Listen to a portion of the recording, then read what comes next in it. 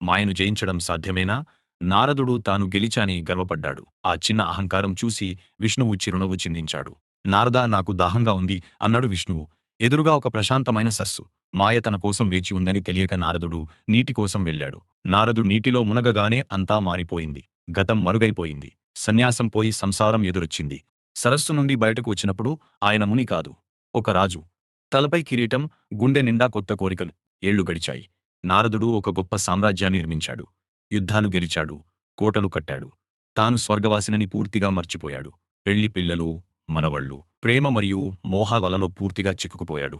ఇదే మాయ చేసే అసలు మ్యాజిక్. కాని సుఖం ఎంతో కాలముండదు. ఒక భయంకరమైన వద వచ్చింది. సామ్రాజ్యం కొట్టుకుపోయింది. కుటుంబం దూరమైంది. మిగిలింది కేవలం నిశ్శబ్దం. అంతా కోల్పోయాక ఆ వృద్ధరాజు పాత సరస్సు దగ్గరికి చేరుకున్నాడు. ఇప్పుడు ఆయన కళ్లలో కేవలం వైరాగ్యం మాత్రమే ఉంది.